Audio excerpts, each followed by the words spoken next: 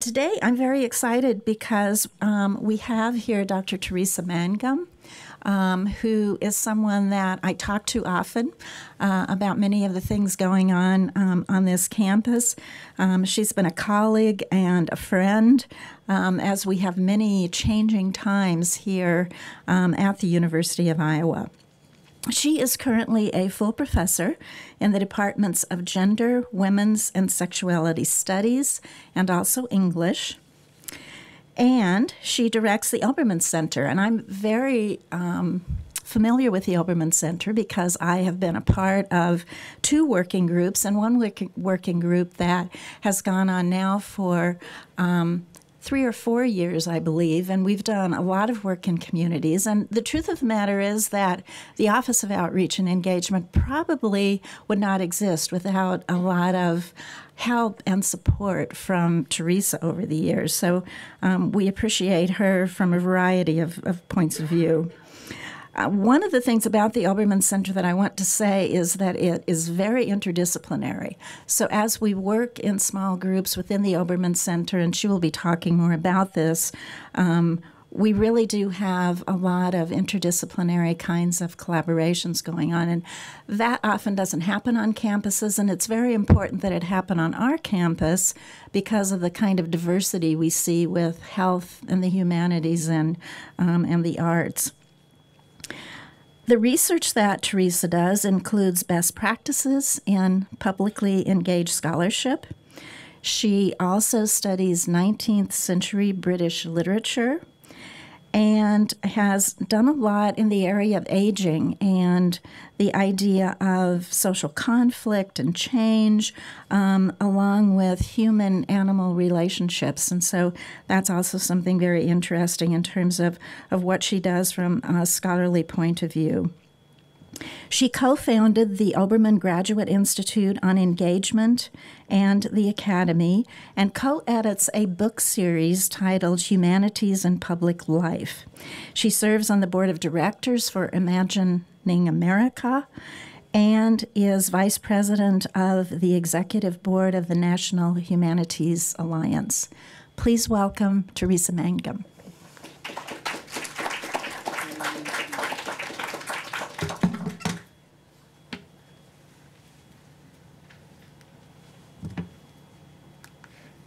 Can everybody hear me?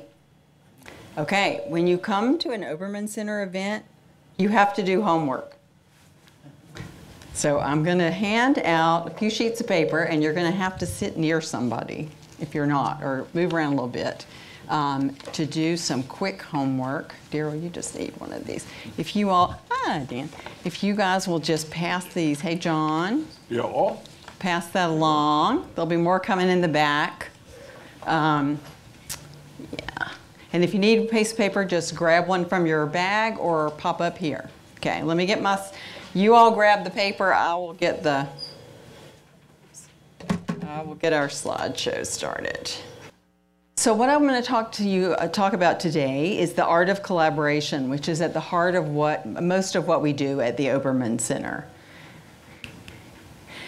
And I want to start by trying a little collaboration very rapidly, which is why you're going to have to sit near somebody. So I want to put you through what we would do at the Obermann Center, but I want to do it in 3 minutes. So you have to rise to this challenge. Our challenge is, as some of you may know by now, that the Ped Mall has become an obstacle course of fences and construction just overnight. We've got a visitor in town. We're trying to tell that poor person, how do you get from here to the bread garden? So I want you to form in groups of just whoever's sitting around you, and I want you to take that piece of paper and a pencil and together figure out a map to tell a stranger how to get from here to the bread garden, and 3 minutes. Go. Okay, I'm cutting it a little bit short, but are you ready? Now, you don't have to tell me what you came up with. And I wish we had time because it would be really fun to hear. Also, because I'm really tired of flailing around myself on the Ped Mall already after just one day.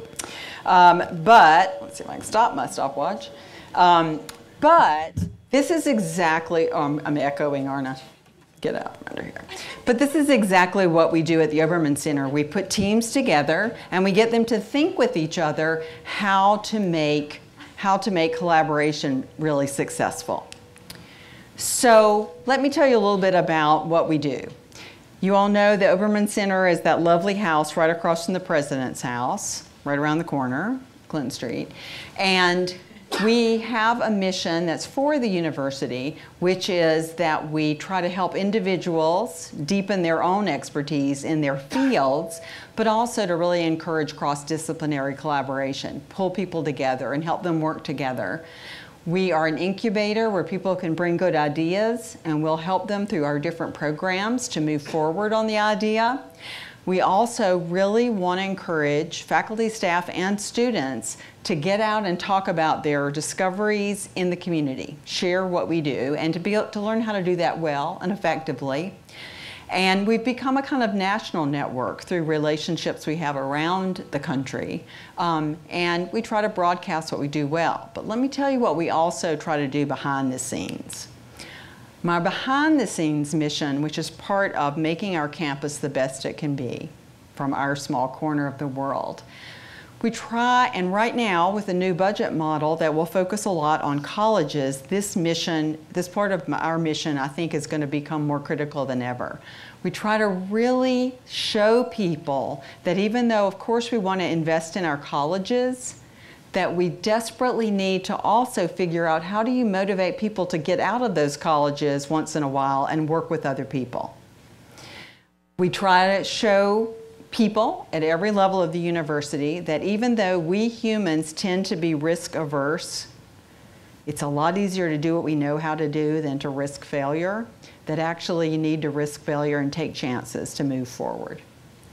We try to provide leadership and structures and real mentoring for collaboration instead of assuming people know how to do it, genetically somehow.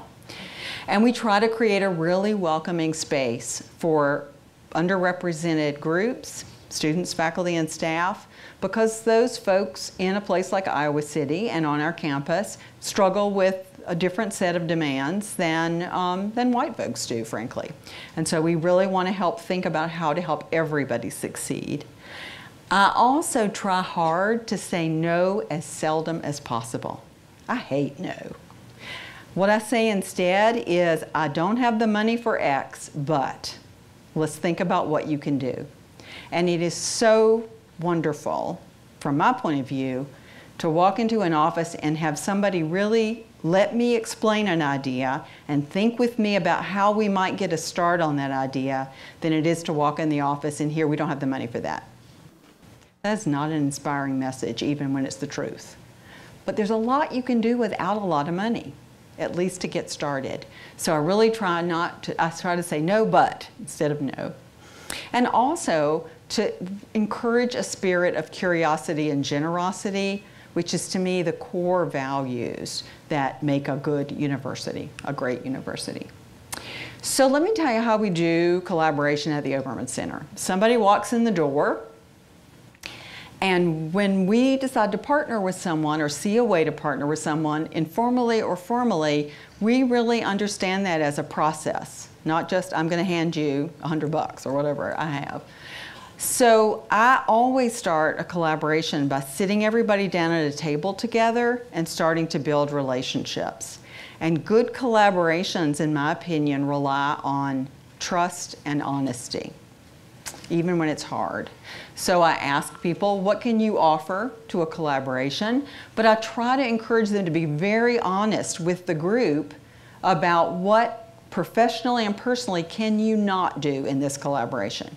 Even though I might ask you, can you help with this, that, and the other, but there's nothing in those particular activities that will feed into your career or what you get rewarded to do. And so we have to learn to be honest with one another about where the boundaries are. That includes just what's absolutely off the table. For me, my metaphor for what's off the table is face painting. No matter what I do with you as a group, I will not be part of a face painting activity. Do not ask that. That is off the table. And I welcome others to tell me that. I think good collaboration requires self-knowledge and self-awareness. So really understanding where your strengths and weaknesses are. So you find partners who help you balance and everybody brings a contribution. And also, do people really understand what their roles are? And in a good collaboration, if somebody has offered to be the lead or the nagger, we always need a nagger to get stuff done, and it turns out that's not really what they do well, we stop along the way and evaluate roles and say, can we swap out some roles? Because I want everybody to feel successful. And it's just good to know what you learn or know you can't do. And also we start a collaboration by talking about what each person's notion of success would be. And we come back to that question all through the collaboration because it tends to change. But if you think you know what your partner's idea of success is and you're wrong, bad news. Okay, did I skip one there? Sometimes at the Obermann Center, when we're going to head into a collaboration, we start with what I jokingly call a town hall. And some of you have probably been to those, where someone, I see Daryl grinning in the background. Somebody has an idea, and it's a really great idea, but they haven't thought about how big the idea could get.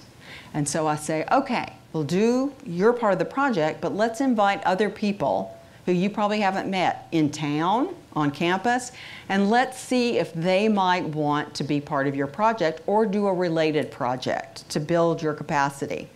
And again, following my own rules about collaboration, I say to town meeting groups, I do not have money for you, but I have the ability to advertise, I have the ability to coach, I have the ability to bring together meetings. I can help, that's what I can help do if you'd like to be part of our project. And we've had some amazing successes as a result. I also realized that even though a lot of us are teachers in one way or another, we aren't all great public communicators. And so we assume that rather than just send people out in public, oh my goodness, sometimes a really bad idea, we will train people how to talk about ideas in ways that are accessible and engaging and attentive to who your audience is. So, for example, we've done things like bring in this fabulous group called the Op-Ed Project, a group of journalists around the country who help people think about how whatever your interest is, to use it as a lens to comment on contemporary issues and to do so really effectively in your writing and your speaking. You can see this group is learning hard lessons and having a great time. Whoops. And we also, when we recognize that people lack a particular skill, we try to come up with a way to help people learn that skill. So just this year, thanks to our Associate Director, Jennifer New, we've come up with a great session of Lunch and Learns, mini sessions at the Obermann Center, where we'll take one skill. We'll find one person on campus who's willing to do an hour-long discussion, very low level, to introduce the group to that skill. In this case, the wonderful Wayne Jacobson on campus who works on evaluation, talked a group through in an hour, here are key things to think about to set up a way to assess a project from the very beginning. So we really look for these small ways as well as large ways we can help people be better collaborators. I think that we've had a really positive outcome, impact on campus as a result. One of our programs called Fellows in Residence, when a faculty member has a semester devoted to research instead of teaching, they can apply to have an office at the Obermann Center. But we thought, well, that's pretty passive. We don't want to bother people while they're trying to write a book, but we also think people could write better books if they had to explain to other disciplines what that book is about. So every 2 weeks, anybody who are people who are fellows in the house, we meet in the library, and they take turns explaining to each other, here's what I'm doing. It's actually great fun to listen to an English professor ask a biologist questions and vice versa. And so people learn to, again, describe their ideas so much more accessibly and inclusively. In the summer, we have what we call the Interdisciplinary Research Grants. These bring 2 to 3 people together for anywhere from a week to a month. And one person has to be from campus, but the others can either be from campus or colleagues they're working with around the country or around the world. In this case, they're people from at least 3 states here, including our faculty member. And I mean, I don't know about you, but it is so rare I get to do one thing only. Usually I'm doing 20.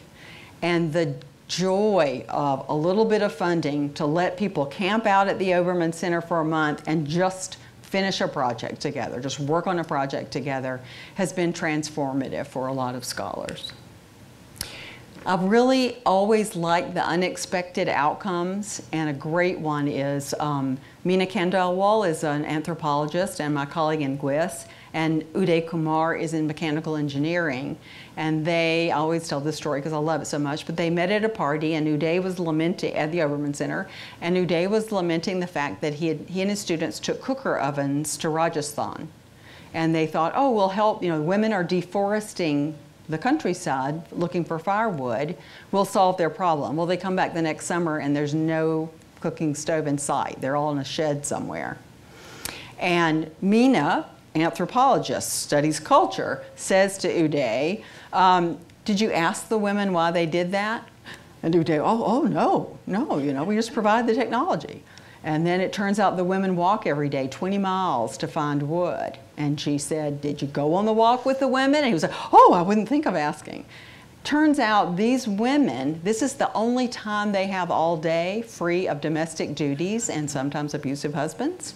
They would not give up that 20-mile walk for anything.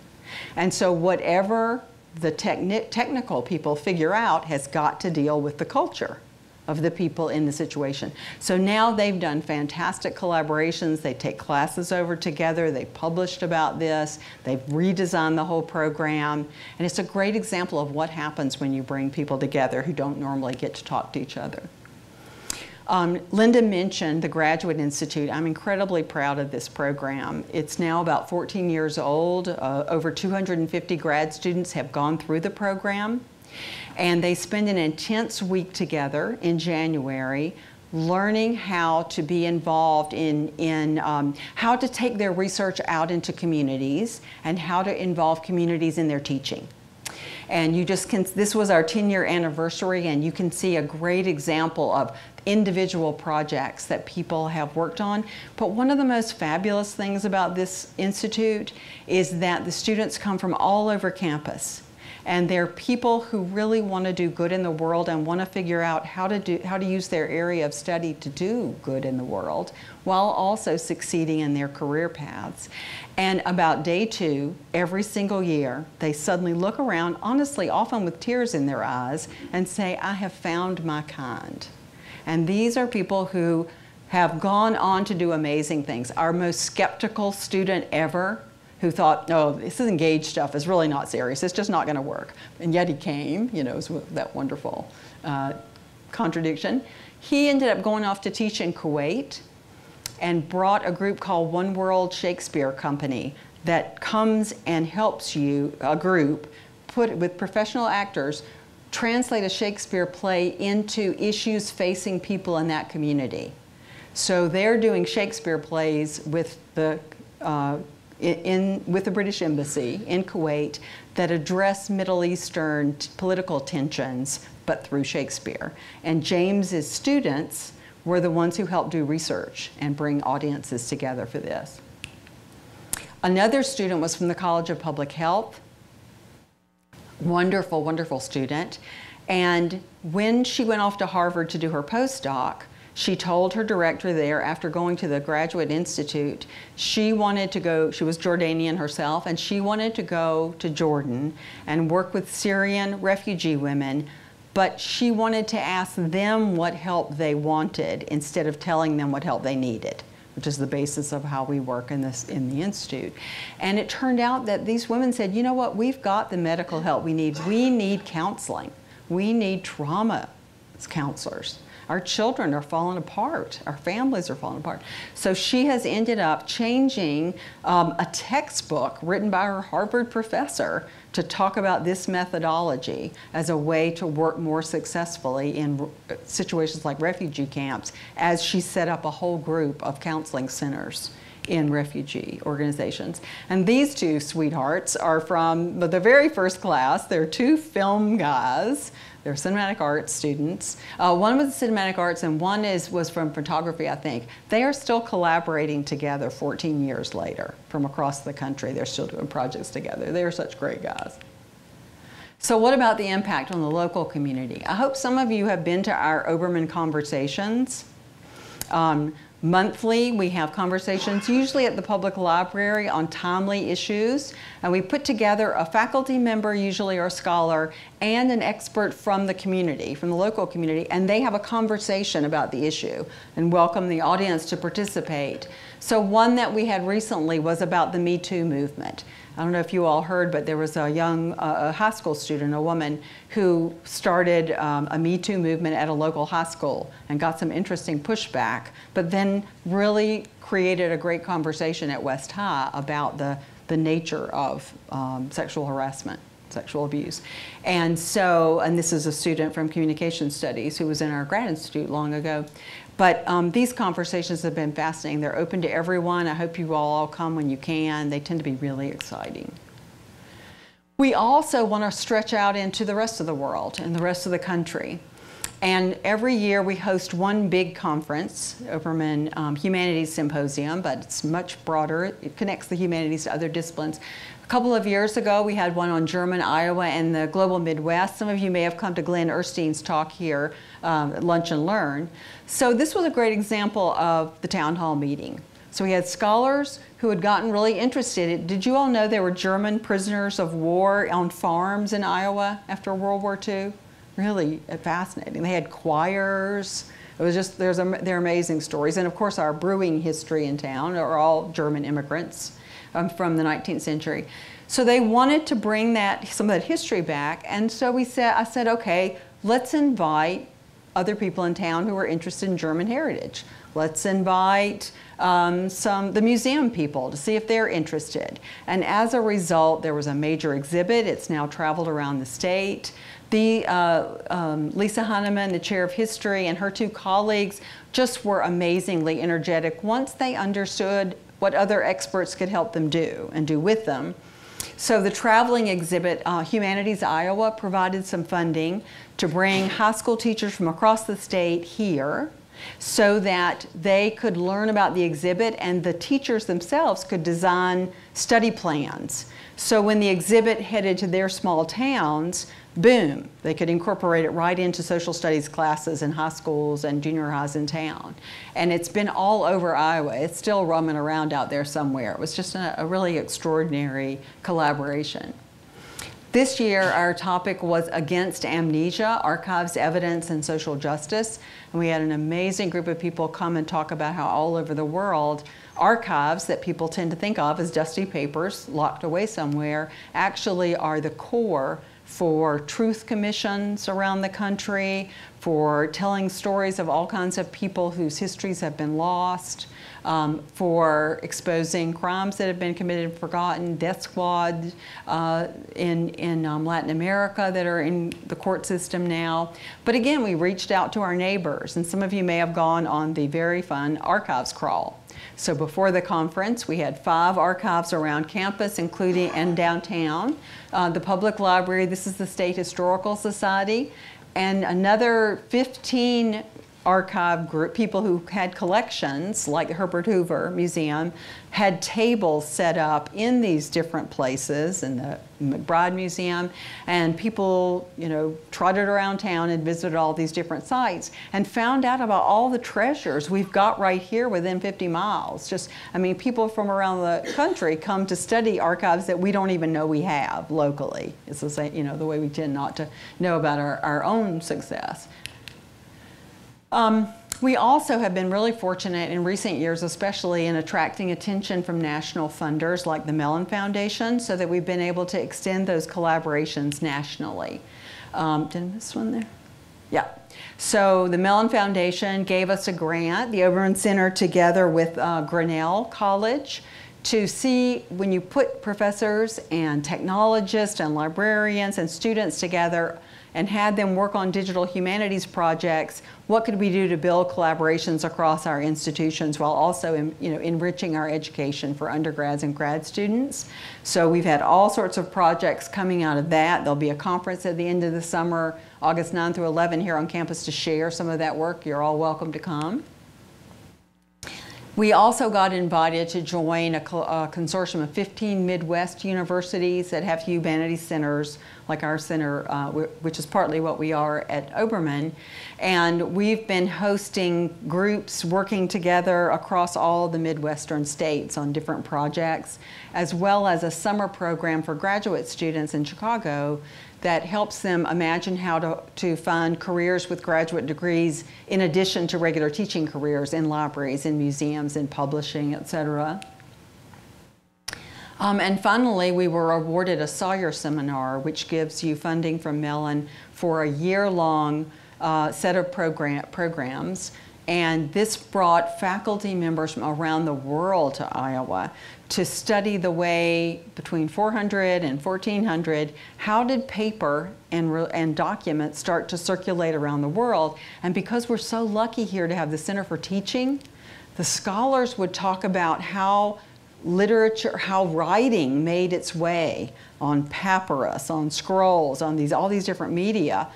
And these are people who normally just work in their own rural region. They never talk to each other. So suddenly you have somebody from Greece talking with somebody from China about how text moved around the world. But because of the Center for the Book, they would then go into the Center for the Book and make that kind of paper.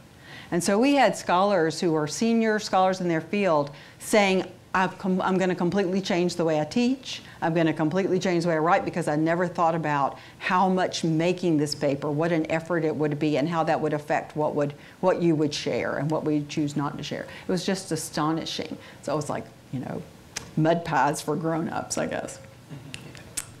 And finally, we really are trying to think about how publication can also get our ideas out. So I co-edited a book series with an historian at the University of Iowa Press, where we encourage people to publish really unusual books. These are the people who are trying to take their work out into communities. So they're doing these creative projects that are radical and new and hard to capture between two covers because they involve so many people and projects.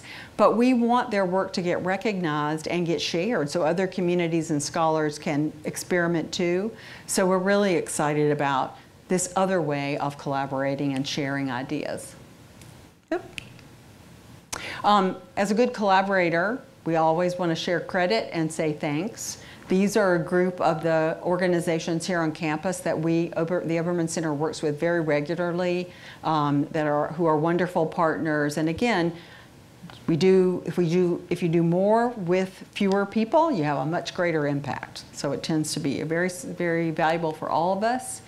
And I just wanted to end by saying, so why do we do all this crazy stuff instead of just staying in our offices?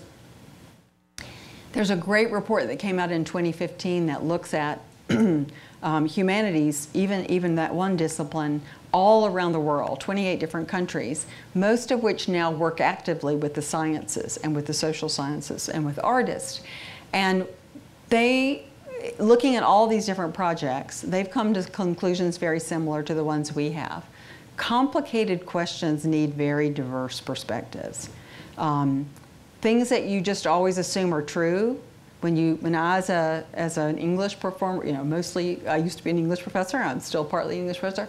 When I sit down and try to explain what I think to somebody who's in public health, I suddenly get asked questions that make me have to rethink all my assumptions, and I tend to come out with a much clearer understanding of what I thought, but with really exciting new questions to ask about the topic I'm studying.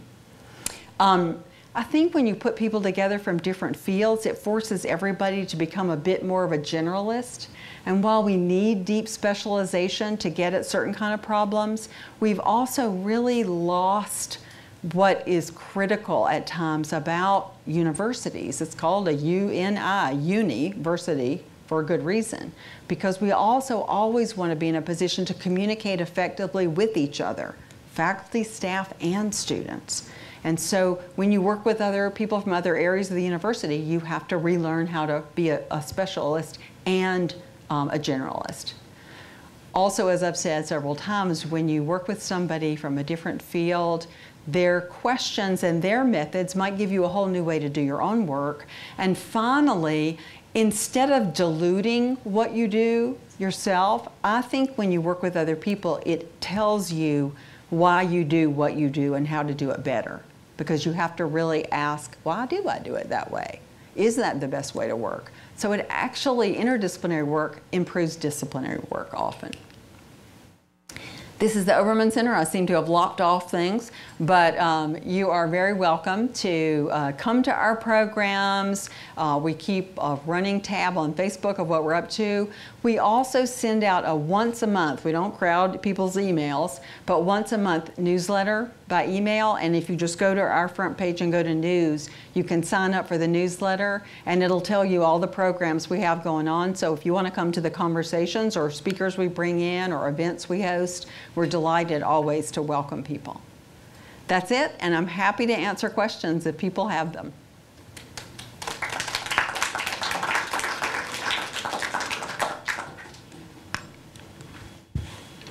I'm just curious, who was Obermann? Esco Obermann was, we really live up to Esco because he was quite a character. He was a psychology and counseling professor here in College of Ed for a while. He also worked at several other universities. And when he retired, he was here in Iowa City, and he was he lived a simple life. He rode his bicycle everywhere. He worked with a lot of students. And it turned out he also saved a lot of money. And so he decided, after coming to the Obermann Center and visiting a lot of the events, that he really wanted to support interdisciplinary research. So he gave us $1 million endowment. And that is, alas, in this day and time, not enough to fund everything we do, but the core of our programming. I just am marvel that a person 40 years ago thought this is the future. He was also an acrobat. We have a picture on our website of him doing a headstand on the back of a horse. He was a talented man. Yes, I knew Esco when he was here. In addition to the many things that you mentioned, he was a gymnast, and as I remember it, he was a competitive collegiate gymnast. Right. And he founded a company that I believe produced trampolines. And, didn't know that. Oh, that's wonderful. Yes, John. Somewhere behind the curtain, at the highest level of administration, people are formulating a plan for a very different kind of organizational pattern for the institution, which will undoubtedly combine different kinds of academic units. Could you imagine a role for the Obermann Center in putting those new unit people together and helping them figure out what it is they have in common and how they could move forward as an honest-to-God unit, not a little group of people suspicious of each other? Right.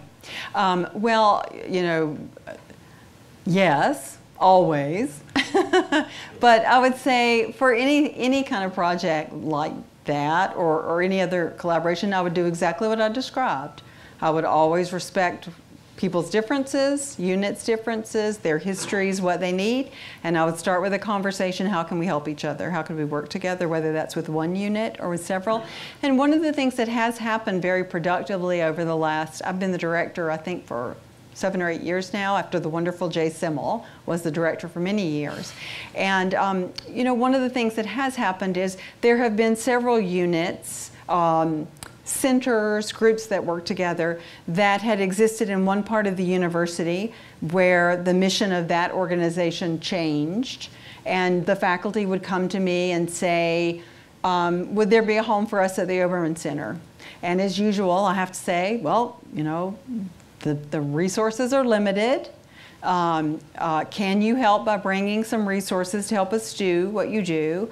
But yes, we will figure out a way to create space for you and to, weave you into our programming to the extent that you would like that support. And sometimes it's just a matter of people wanting a place to meet and have a kind of identity. Sometimes it's people who just, a group that would like to help with advertising. And always we would test their needs with our mission and think about our capacity. We are a mini and mighty group with, I'm only half-time, ha ha ha. My associate director is 3/4 time, and then we have another half-time staff member and an full-time administrator. And so we do all this with a pretty small crew. And I always try to respect also, I have one of the world's most wonderful staffs, and I want to be respectful of what they can do, in the time that they work. So it's always a balancing act. But I'm always open to thinking about how to work with people. To follow up on that. So the Office of Outreach and Engagement is fabulous at working without borders. They go out into communities and have these wonderful things that they do together. So if someone came to you from the community with a unique problem, say a nonprofit that maybe has an identity problem or whatever the issue was. Could you help with that? That would be a good example of knowing my limitations. And so I would connect them with Linda and her staff immediately. But the nice thing about working at the Obermann Center is I have quite the mental Rolodex now. So I also would know, oh, there's this faculty member who works on exactly that and sometimes has classes go in and help a nonprofit think about board structures. Oh, and then there's this person in town who's doing something really similar in their organization. So I think that information exchange is often one of the real benefits. But I am very humble about what I do know and what I don't know. And what I do know is how to find a person who can be helpful when I don't know the answer. And I also think, and it's one of the real challenges in a place like Iowa, the University of Iowa, because we're of our size. In some ways we're really lucky that we are of a size where you can get to know a lot of people in the community and in the university. But every other day I find out about a whole new unit of the university I didn't even know existed. It's like when you drive on the edge of town and you go, whoa, when did this development show up? And the university is the same way. And so part of, I think, our thriving in the future, especially as resources just get tighter and tighter, is instead of circling the wagons, opening the doors and looking around the university and saying, how can we work together to make that person's program succeed? Or how can we combine some resources here to do a big program instead of everybody doing 10 little programs? And that's, that takes it takes a lot of attention to working together, because it's just much easier to stay focused on your own zone. And depending on how the resources work, the reinforcement doesn't always encourage you to work together. And so, you need leadership from all parts of the university and the community to make sure that the value of collaborating is recognized and also rewarded. And now I'll get off that soapbox. Anybody else? Questions for Teresa? Thank y'all so much for coming out on a kind of gray day. I really appreciate it, and I'm happy to answer questions afterward or later, of course. Thank you. Well, thank you all for coming again. I encourage you to check our website, outreach.uiowa.edu, for more programs and events, and have a fantastic day. Thank you.